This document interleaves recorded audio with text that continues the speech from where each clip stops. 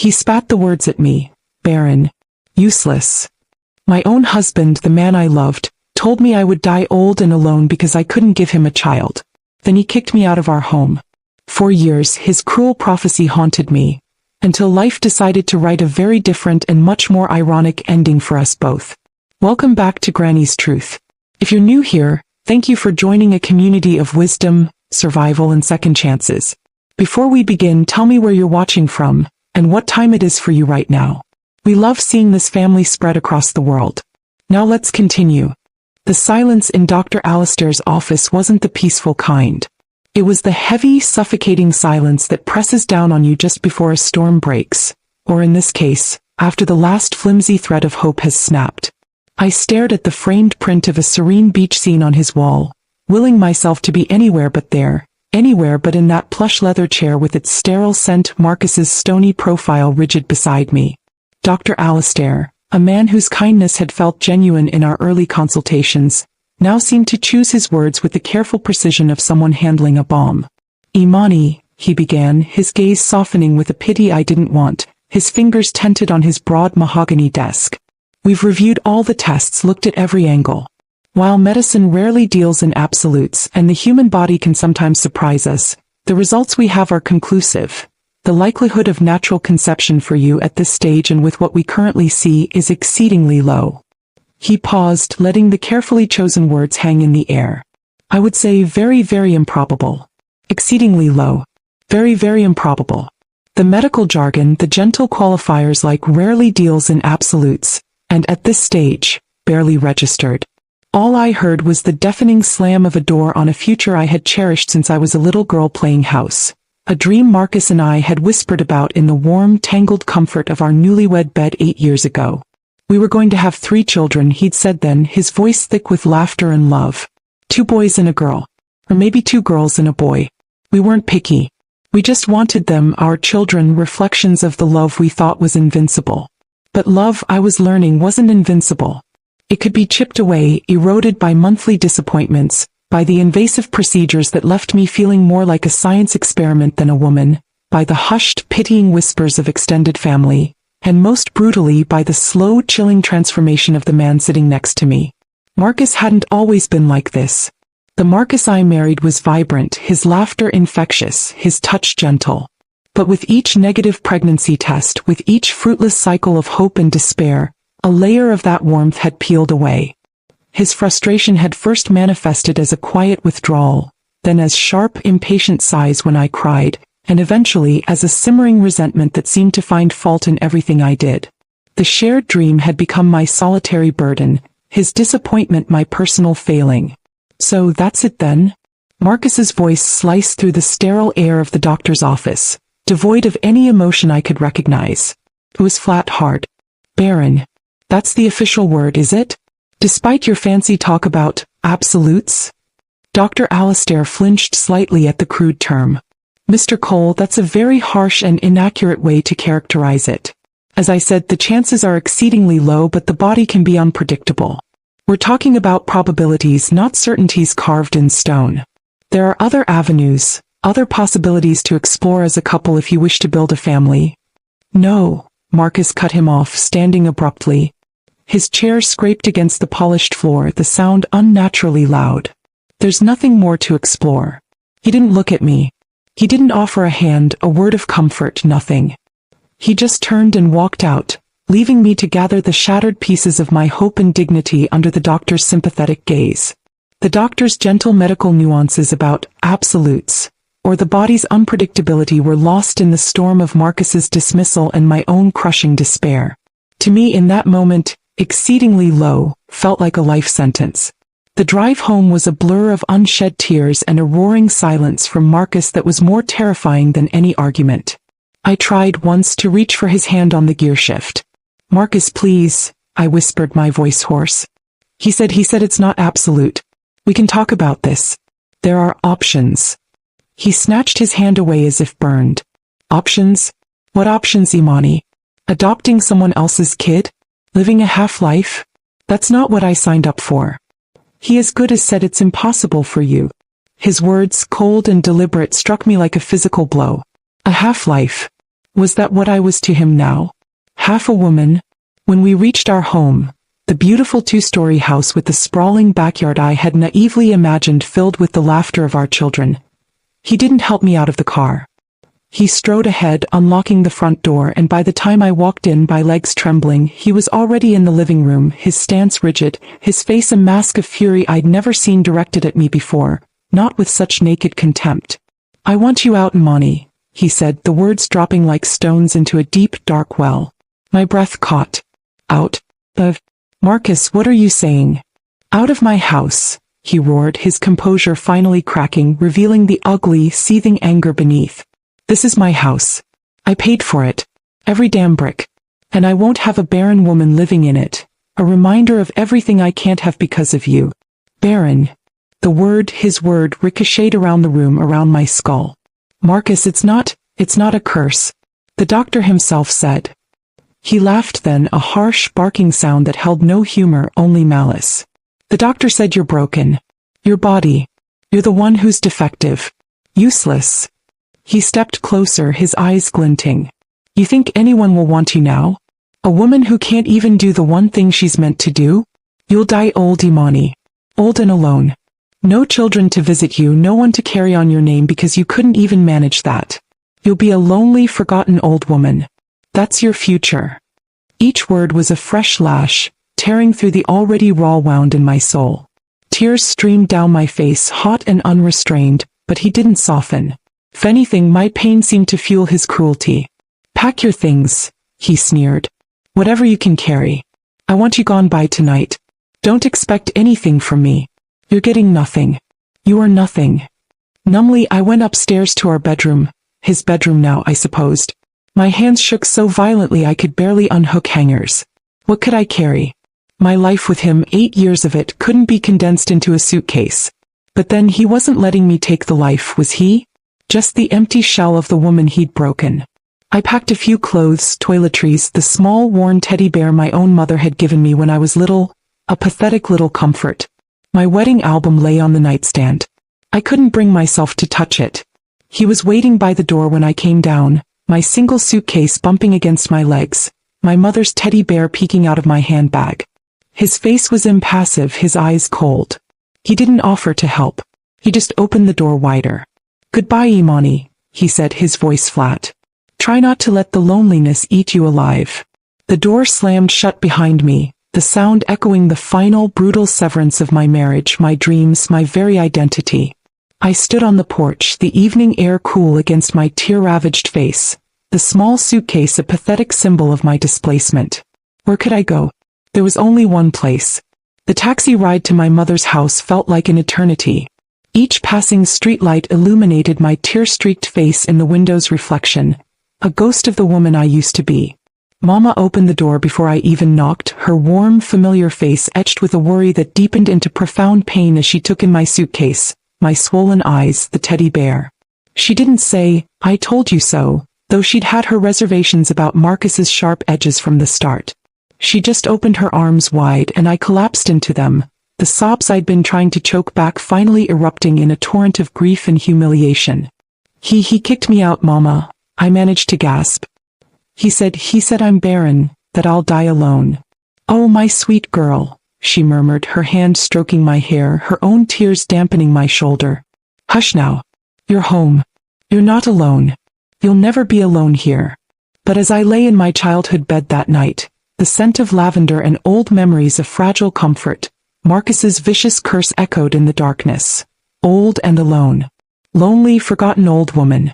The doctor's hesitant words about absolutes were a distant, meaningless echo against the certainty of Marcus's cruelty and the gaping wound in my heart.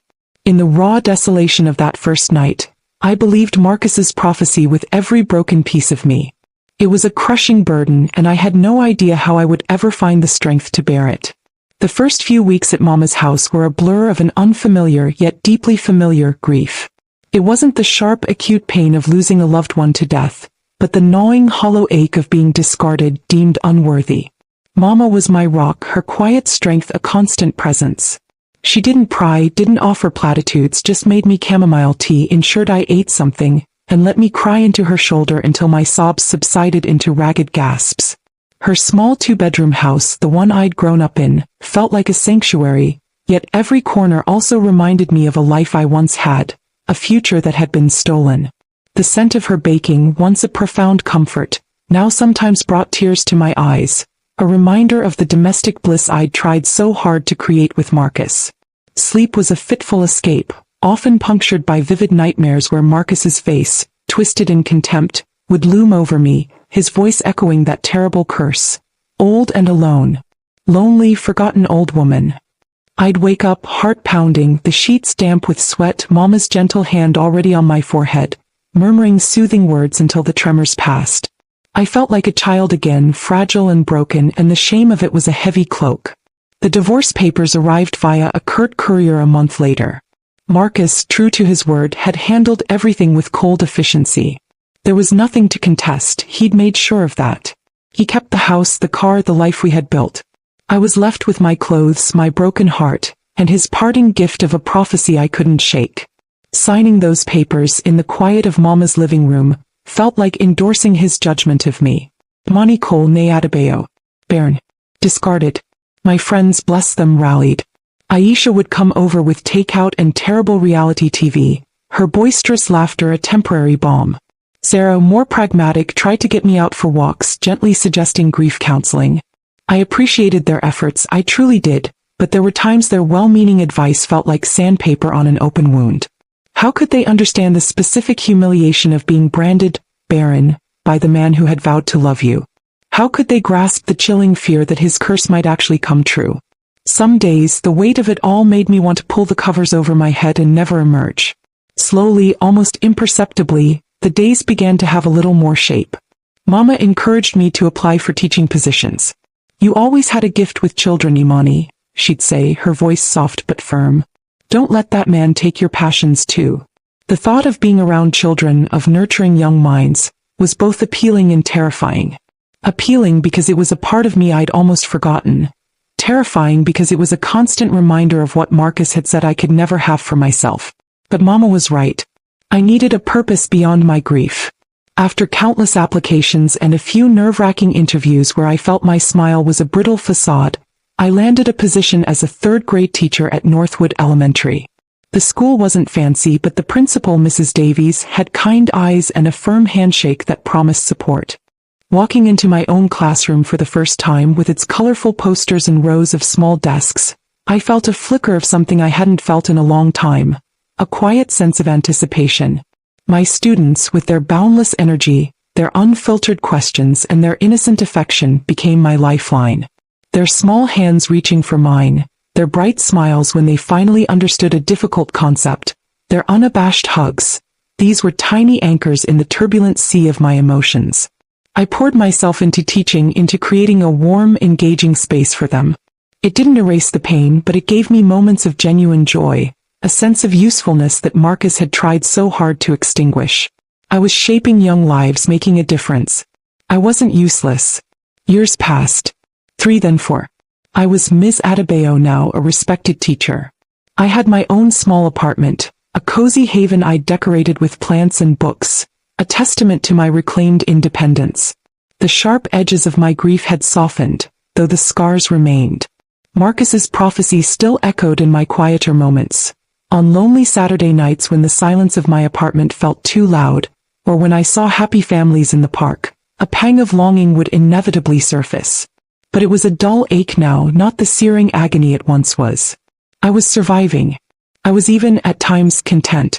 Then one crisp autumn afternoon, just as I was starting to believe I had finally put Marcus and his cruelty behind me, an envelope arrived.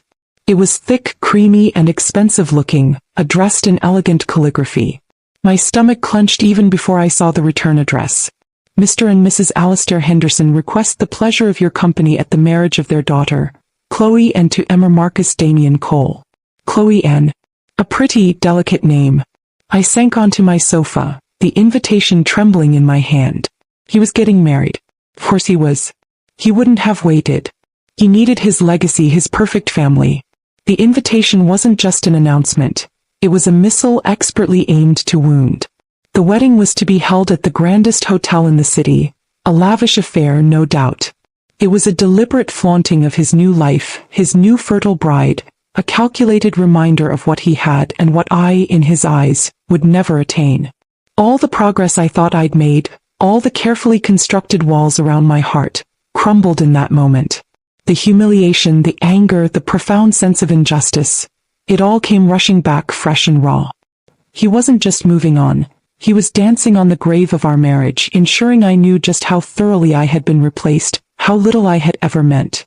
I wanted to scream, to tear the invitation into 1,000 pieces.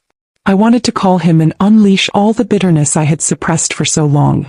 But as I stared at the embossed lettering, at his name linked with another woman's, something else stirred within me, something unexpected. Beneath the fresh wave of pain, a tiny, hard ember of defiance began to glow. He thought he could break me with this, did he? He thought this grand display of his new happiness would be the final nail in the coffin of my self-worth? For years, his curse of a lonely, childless demise had haunted me. But looking at that invitation, at the arrogance and cruelty it represented, I felt a different kind of fire ignite. He would not define my future. His words would not be my epitaph.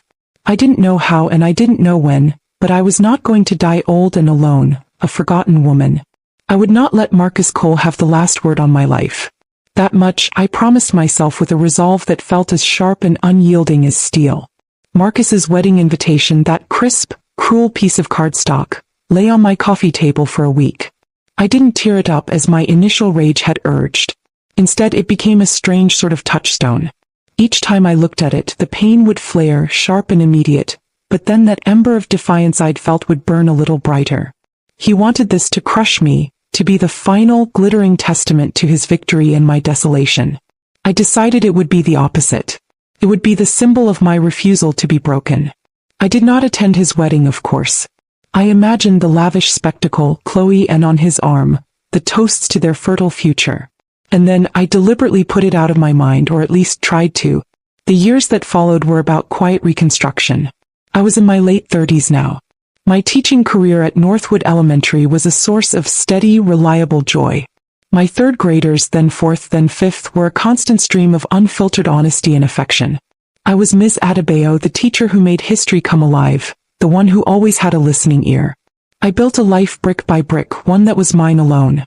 I took up pottery, finding a strange solace in shaping clay, in creating something beautiful and whole from a formless lump. My small apartment bloomed with plants and the scent of the lavender I now grew on my windowsill. Friendships deepened.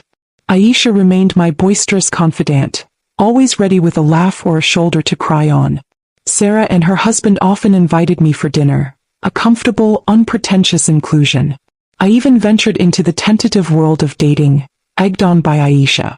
There were a few awkward coffees, a disastrous dinner with a man who talked only about his ex-wife, and a brief, pleasant enough series of dates with a fellow teacher that fizzled out amicably. Each experience, while not leading to love, taught me something more about myself, about what I wanted, and more importantly, what I would no longer tolerate. The desperate need for validation that Marcus had instilled in me was slowly being replaced by a quiet self-assurance. I was whole on my own. Then Samuel Okoro walked into my life, not with a bang, but with the gentle unfolding of a sunrise. I met him at a community fundraiser for the local library, an event I'd almost skipped. He was an architect, introduced by a mutual acquaintance, and what struck me first were his eyes, kind, intelligent, with a hint of laughter crinkling at the corners. He didn't dominate the conversation, he listened. He asked thoughtful questions. He remembered the name of the obscure author I'd mentioned an hour earlier. Our first date was coffee, which stretched into a long walk through the park, the autumn leaves crunching underfoot. There was an ease between us, a comfortable rhythm to our conversation that felt blessedly normal, yet wonderfully new. He spoke of his passion for sustainable design, his love for old jazz music, his slightly over-enthusiastic attempts at gardening. I found myself laughing, truly laughing, for the first time in what felt like an age. Still, the ghost of Marcus lingered. As Sam and I grew closer, as a few dates turned into seeing each other, a familiar anxiety began to coil in my stomach. He was kind, respectful, everything Marcus hadn't been. But the fear of history repeating itself, the dread of that eventual, inevitable question about children, about my failure, was a constant hum beneath the surface of my happiness. One evening, after a particularly lovely dinner at his apartment where he'd cooked a surprisingly delicious, and only slightly burnt, lasagna, I knew I had to tell him. If this was to be anything real, he needed to know the whole story, the ugly parts included. We were sitting on his sofa, a comfortable silence between us, a jazz record playing softly in the background. "Sam," I began, my heart thumping against my ribs like a trapped bird. "There's something you need to know about me, about my past." He turned, his expression open, patient. He simply waited. And so the words tumbled out, about Marcus, about the years of trying, the doctors, the devastating diagnosis as I'd perceived its finality, the cruel divorce, Marcus's parting curse, even the sting of his wedding invitation. I laid bare my deepest wound, my greatest shame, fully expecting him to recoil, to offer polite sympathies before making a hasty retreat. I watched his face, bracing myself for the familiar pity, or worse, a subtle shift in his eyes that signaled I was now damaged goods. When I finished, my voice thick with unshed tears, he was silent for a long moment. Then he reached out, his hand covering mine, his touch warm and firm. "Imani," he said, his voice gentle but unwavering. "Thank you for telling me. Thank you for trusting me with that pain." He looked directly into my eyes. "What Marcus did, what he said, that was about his cruelty, his inadequacy, not yours. Your worth, the incredible woman you are, has absolutely nothing to do with whether or not you can bear children." Tears I hadn't realized I was holding back began to fall. "But, what if you want children, Sam? A big family?" He smiled softly. "If children are meant for us, Imani, in whatever way they might come, then that would be a blessing. But the family I want first and foremost is with you. You are what matters to me. Your heart, your mind, your spirit. The rest? We figure it out together if and when we need to, or we don't. And that's okay too." It was as if a massive, invisible weight I hadn't even been fully aware I was carrying had been lifted from my shoulders. With Sam, there were no conditions, no expectations tied to my biology. There was just acceptance, a profound and healing love for me, Imani Adebayo, not Imani the potential mother or Imani the barren wife. Our partnership blossomed, built on a foundation of this deep respect and open communication. He celebrated my successes at school, listened patiently to my worries, and made me feel cherished in a way I'd forgotten was possible. A year later, on a crisp spring evening, during a quiet dinner at our favorite little Italian restaurant, Sam got down on one knee. There was no grand, public spectacle, just him, his eyes shining with love, a simple, elegant ring in his hand. "Imani Adebayo," he said, his voice thick with emotion. "You are the strongest, kindest, most incredible woman I have ever known. Will you do me the honor of being my wife?" My yes was immediate, joyful, and unclouded by the shadows of the past. Planning our wedding was a happy, collaborative affair. We wanted something small, intimate, a celebration of our love surrounded by the people who truly cherished us. Mama, Aisha, Sarah, a few close colleagues, Sam's warm and welcoming family.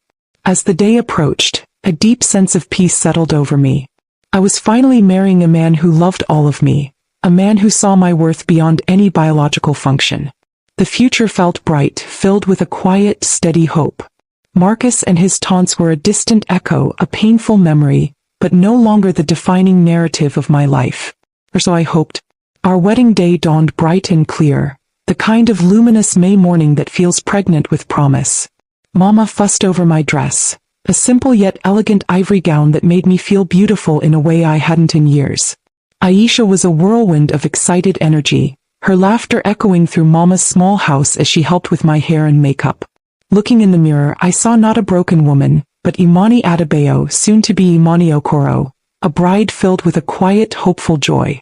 The ceremony itself, held in a sun-dappled botanical garden, was everything I'd dreamed of, intimate, heartfelt, and utterly focused on the love Sam and I shared. When I looked into Sam's eyes as we exchanged our vows, his gaze warm and steady, I felt a profound sense of peace. His words, promising love, honor, and partnership, were not just words. They were a balm to old wounds, a foundation for a future I was eager to embrace. The reception was held at a charming nearby restaurant with a private garden patio. Soft music played, fairy lights twinkled as dusk began to settle, and the air was filled with the happy chatter of our closest friends and family. Mama was beaming, her eyes shining with unshed tears of happiness for me. Sam's parents had welcomed me with open arms, their warmth genuine and comforting. I watched Sam laugh with his brothers, his easy joy infectious, and my heart swelled. This was it. This was the happiness I had thought was lost to me forever. We were in the middle of heartfelt toasts. Aisha had just finished a hilariously embarrassing but deeply loving tribute, when a ripple of unease went through the small crowd near the patio entrance. A figure, silhouetted against the fading light, stepped forward and my blood ran cold. It couldn't be. But it was Marcus. He looked much the same, impeccably dressed, an arrogant smirk playing on his lips, but his eyes held a glint of something venomous. He hadn't been invited, of course. His presence here was a deliberate act of malice, a violation of this sacred day. A hush fell over our guests as he sauntered further onto the patio, his gaze locking onto me. Well, Imani, he drawled, his voice loud enough to carry, dripping with sarcasm. Quite the little gathering. I almost didn't recognize you. Happiness, or perhaps just sheer desperation, looks different on you. I felt frozen, my hand instinctively gripping Sam's arm. The joyous atmosphere of moments before curdled, replaced by a thick, suffocating tension. This was my nightmare, Marcus dragging his poison into the heart of my newfound joy. Marcus, Sam said, his voice low and steady, though I could feel the coiled strength in his arm beneath my fingers. He stepped slightly in front of me, a protective shield. You're not welcome here. I suggest you leave. Marcus let out a short, derisive laugh. Oh, I'm not welcome? Imani's, what is this? Her consolation prize wedding? I just came to offer my congratulations. And perhaps a little friendly advice to you, Sam, was it? He turned his sneer towards my husband. Make sure you know what you're getting into. This one, he gestured dismissively towards me, comes with a factory defect. Can't produce the goods, if you catch my drift. Couldn't give me a real family, so don't expect one yourself. You'll be settling for second-hand happiness, my friend, and an empty nursery. Each word was a poisoned dart, aimed to inflict maximum pain, to humiliate me in front of everyone I loved. I could feel the blood draining from my face, the old shame, the familiar sting of his accusations threatening to overwhelm me. I saw Mama's face, pale with fury, Aisha's hands clenched into fists. But before I could crumple, before the darkness could fully take hold, Sam acted. He didn't raise his voice, didn't resort to Marcus's level. Instead, he exuded an aura of unshakable calm and authority. That's enough, Sam stated, his voice like chilled steel. Your cruelty says far more about you than it ever could about my wife. He signaled discreetly to his two brothers and the restaurant manager, who were already moving forward. You will leave now or you will be removed. Marcus, perhaps realizing he had misjudged Sam's quiet strength for weakness, or perhaps just enjoying the disruption he'd caused, gave one last smirk. Just thought you should know what you signed up for, he said, backing away slightly as Sam's brothers flanked him. Enjoy your empty life. And then he was gone, escorted out, his hateful laughter a faint, fading echo. The silence he left behind was heavy, charged. I was trembling, tears stinging my eyes, the beautiful fabric of my wedding day feeling irrevocably torn. How could he be so relentlessly cruel? Then Sam's hands were on my shoulders, turning me to face him, his eyes filled with a fierce, protective love that drowned out Marcus's venom. Imani, he said softly, his thumbs gently wiping away my tears. Look at me. That man means nothing. His words mean nothing. They are the pathetic ramblings of a bitter, unhappy person. He has no power here. He has no power over us. He cupped my face. I love you, Imani Okoro. All of you. Our family is right here in this moment with these people who love us. And our future is whatever we choose to make it together. Don't let him steal one more second of your joy. His words, his unwavering belief in me, in us, were like a lifeline. I leaned into him, drawing strength from his warmth. Our guests, after a moment of stunned silence, began to murmur words of support. Aisha rushed to my side, her arm around my waist. Don't you let that sorry excuse for a man ruin your day, honey, she said fiercely. Mama squeezed my other hand, her eyes filled with love. The music started again, a little tentatively at first, then with more confidence. Sam took my hand and led me to the small dance floor. May I have this dance, Mrs. Okoro? He asked, his smile gentle. As we danced, held close in his arms, I could still feel the tremors of Marcus's intrusion. But I also felt something else. An incredible surge of love and gratitude for Sam. Marcus had tried to break us, to reassert his dominance and inflict pain. Instead, he had only succeeded in showcasing Sam's profound decency and the depth of his commitment. The ugliness of the incident, paradoxically, began to forge an even deeper bond between us. It was a harsh test on the very first day of our marriage, and Sam had met it with grace, strength, and unwavering love. Later that night, as we finally found quiet solitude, Sam held me close. "He won't define us, Imani," he whispered. "He won't touch the life we build." And I believed him. The quiet ache for children, the dream I thought had died with Marcus, was still there, a soft ember in my heart. But it was no longer a source of shame or a measure of my worth. My worth was reflected in the eyes of the good man who held me, a man who loved me for exactly who I was. Life with Sam was a sanctuary, a place of healing, and I knew with a certainty that settled deep in my bones, that together we were stronger than any shadow Marcus could ever cast. The years following our wedding settled into a rhythm of quiet joy and shared contentment. Life with Sam was everything I had once dreamed a partnership could be, a safe harbor, a constant source of laughter, and a place where I was loved unconditionally. We built a home together, not just the physical structure of our cozy little house with its burgeoning garden, Sam's enthusiasm far outweighing his skill, much to our amusement, but a home in each other. The shadow of Marcus's intrusion on our wedding day had faded, not forgotten, but stripped of its power to wound.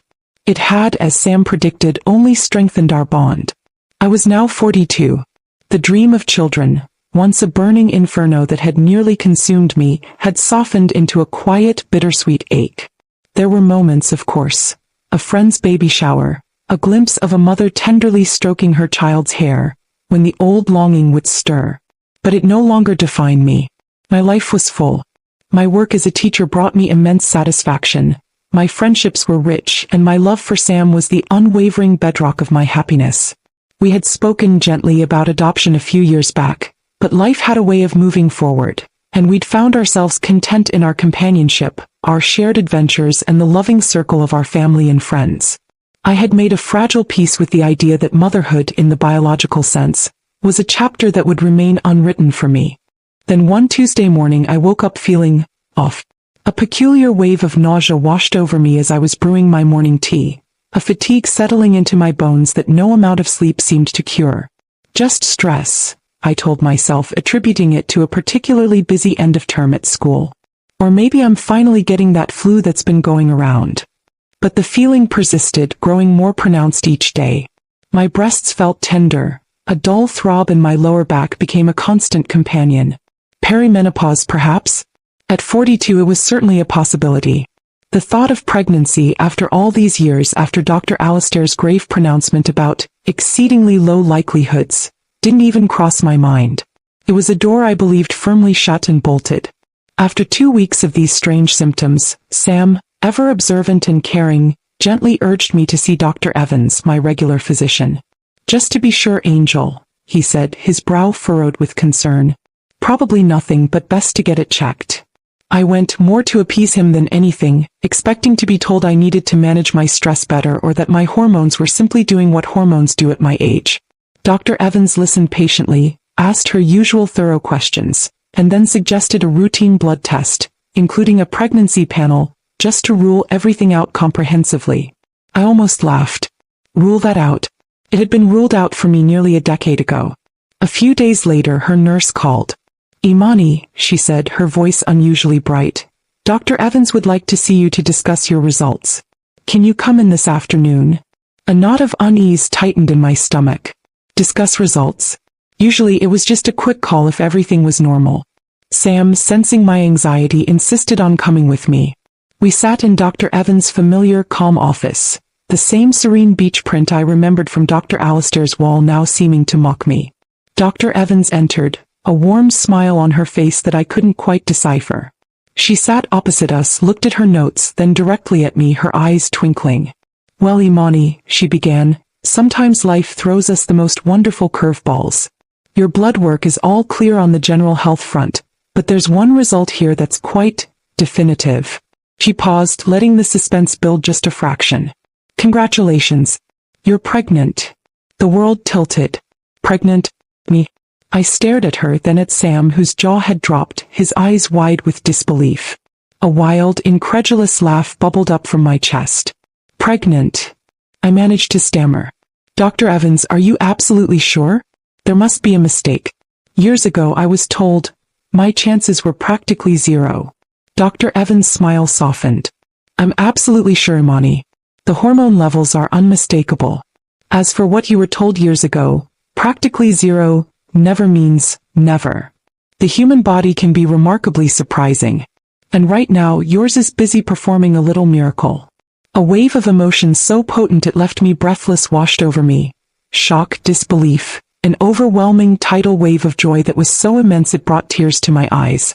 Sam reached for my hand, his own trembling, his face alight with a wonder that mirrored my own. Pregnant. After all this time. It was impossible. It was a miracle. It was happening. The joy was compounded a few weeks later at our first ultrasound. The sonographer moved the wand across my belly, her brow furrowed in concentration, then a slow smile spread across her face. Well, Mr. and Mrs. Okoro, she said, turning the screen towards us. It seems you're in for double the surprise. There are 2 heartbeats. You're having twins. Twins. If I thought my heart couldn't hold more joy, I was wrong. Sam squeezed my hand so tightly I thought my bones would crack, his eyes glistening. 2 babies. Our babies. It felt like every prayer I'd ever whispered, every tear I'd ever shed over my lost dream, was being answered, and then some. The next few months were a whirlwind of happy preparations, doctor's visits, and sharing our incredible news with our overjoyed family and friends. Mama wept and prayed and immediately started knitting. Aisha threatened to throw the world's most extravagant baby shower. I was in my 2nd trimester, feeling radiant, my belly beginning to swell with the promise of my 2 little miracles. I decided to share our happiness on Facebook, posting a picture Sam had taken of me cradling my bump, my face glowing, a caption that simply read, "Sometimes miracles come in pairs." Feeling incredibly blessed and overjoyed to announce that Sam and I are expecting twins later this year. Our hearts and my belly are so full. The outpouring of love and congratulations was immediate and heartwarming. Friends, family, former students, everyone celebrated with us. And then, amidst the sea of well wishes, a comment appeared that made my blood run cold. It was from Marcus Cole. His words, sharp and public, leaped off the screen. "Still a liar, I see. Whose kids are you pretending are yours now, Imani?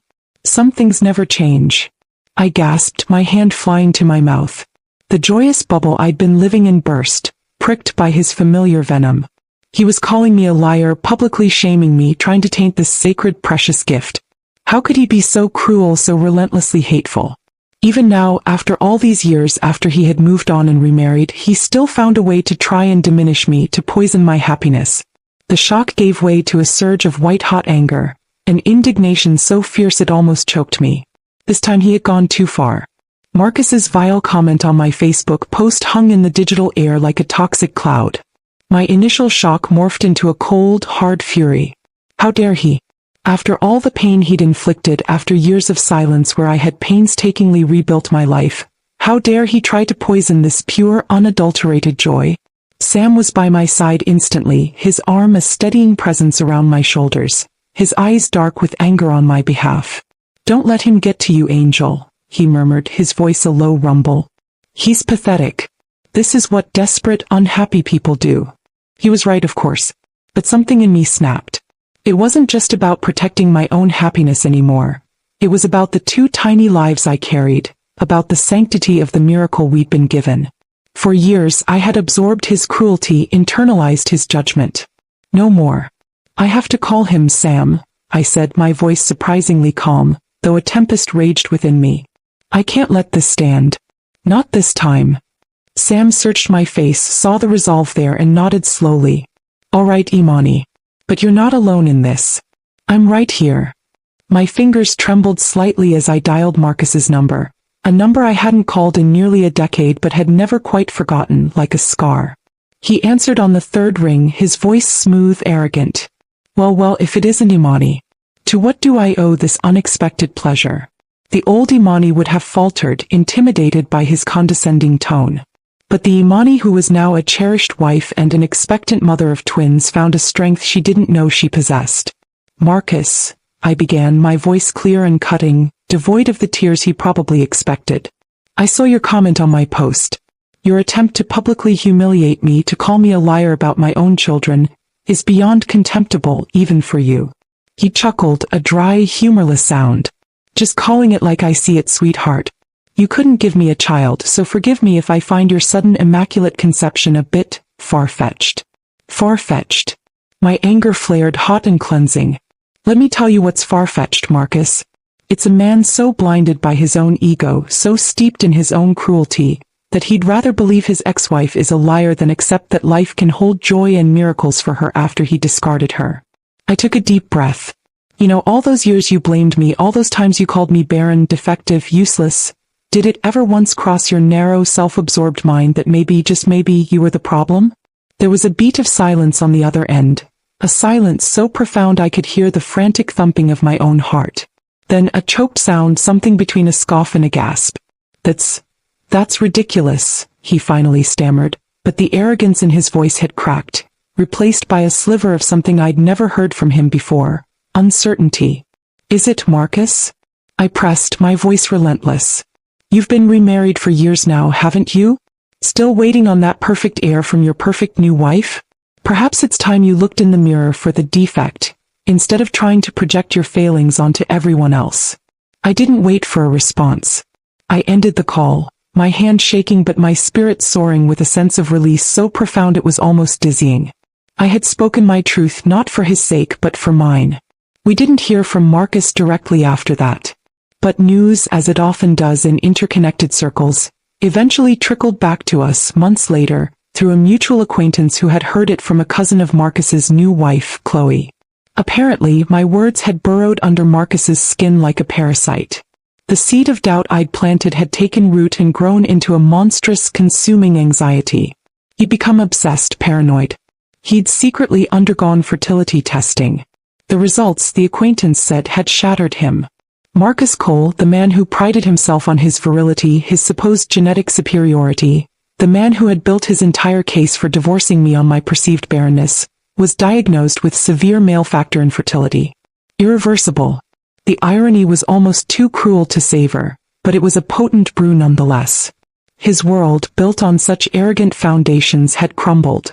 His wife, Chloe, who had apparently been desperate for children herself and had endured his increasingly erratic and narcissistic behavior, finally had enough. When she learned the truth of his infertility, and perhaps the full, unvarnished story of his cruelty to me, she divorced him. The acquaintance even mentioned, with a touch of grim satisfaction, that Chloe had reportedly thrown his own past words back at him in their final argument. "You're the one who can't give me a family.